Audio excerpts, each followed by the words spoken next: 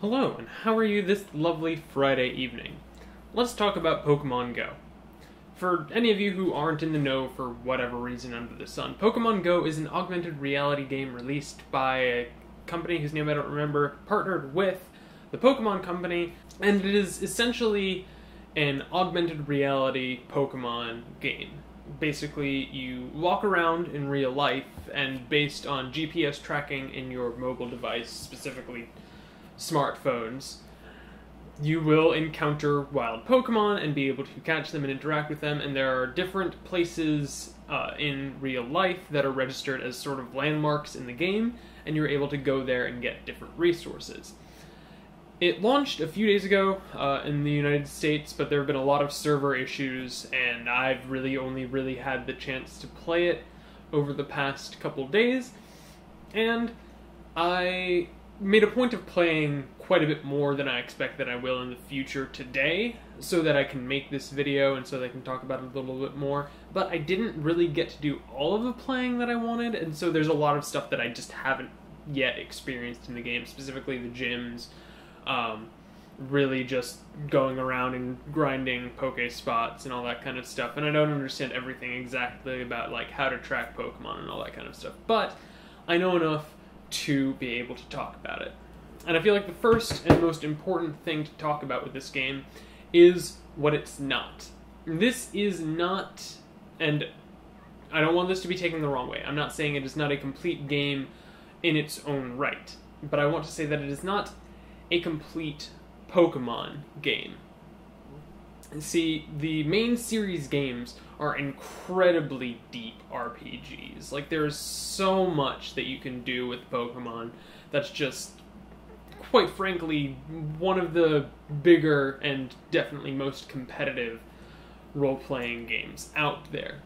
And, again, I haven't actually had the chance to perform the battle stuff with Pokemon Go, but just from what I've seen, it very much seems like a, I don't want to say dumbed down, but a streamlined version of the Pokemon formula. The best word to use, in my opinion, is accessible. You know, it's the sort of game where you don't necessarily need a lot of Pokemon-specific knowledge, you just need to generally know, oh, hey, I have this bigger number. If I put it against this smaller number, then chances are I'm going to have a bit of an easier time. And I'm sure that type matchups kind of factor into it to an extent. Again, not speaking from absolute experience. And saying that it is a simplified, streamlined version of the Pokemon formula isn't a knock against it. I think it's actually a fantastic thing. I can see this game being a springboard for people who either grew up playing Pokemon and just have that chance to be excited about it again and get into the new generation of games with Pokemon Sun and Moon coming out in November. I can see people who don't really play video games, but just like, you know, there's this thing that people are talking about a lot, and they might as well, you know, just jump in, join in the fun, and who knows, they might find, hey, I actually really enjoy this, and start looking up more of Pokemon, or even just spend money on this game and funnel money into the Pokemon Company and into this other company that's doing the majority of like the programming work, because they've worked with this sort of stuff before. I definitely see this being as an awesome springboard for people to get invested in Pokemon who aren't already. But for me, a longtime Pokemon fan, I see the mechanics of this game as being like exciting at first, but not deep enough to the point where it'll really hold my interest for a super extended period of time. And so ultimately what I'm getting at is, it's not a bad game by any stretch of the imagination. I'm sure it's an incredibly deep, interesting game in its own right, but at the end of the day, it's really just not for me. Not to say I'm not going to enjoy it for the next few days, weeks, who knows the exact time frame, but I know that at the end of the day, that this is not going to be the main way I experience Pokemon by any stretch of the imagination. That said, you know, I've got some screenshots that I've got on my phone that I'll throw in here, you know, just the way my character looks, it's not Team Flare, I forget the name of it, but the red one, the fire one, based on Moltres, is the team I chose.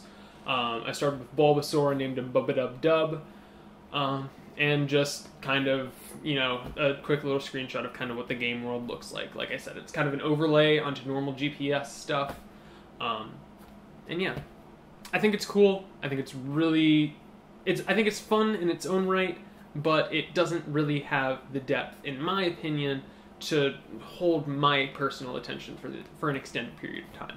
I was much more excited playing it today than I expected I would be, but I can also kind of feel that the initial excitement is going to wear off relatively quickly. Anyways, I know you've probably heard a bunch about Pokemon Go over the past couple days, and I'm excited to talk about it, so leave in the comments below your experiences with it. Talk about me if you know me in real life. Just talk about Pokemon Go. I think it is a really cool game, and it has a lot of potential to be even better, but I don't know. It's yet to be seen where exactly the Pokemon Company is going to be going with this. Also, server issues are a problem for right now, but that's the sort of thing that'll kind of be less of a problem as they get more of the kinks worked out, and as less people are playing the game from the initial hype sort of stuff. I don't know. I'm looking forward to it. Anyways, I will go ahead and leave it at saying that's all I have for today. Thank you very much for watching, and I guess I will see you tomorrow.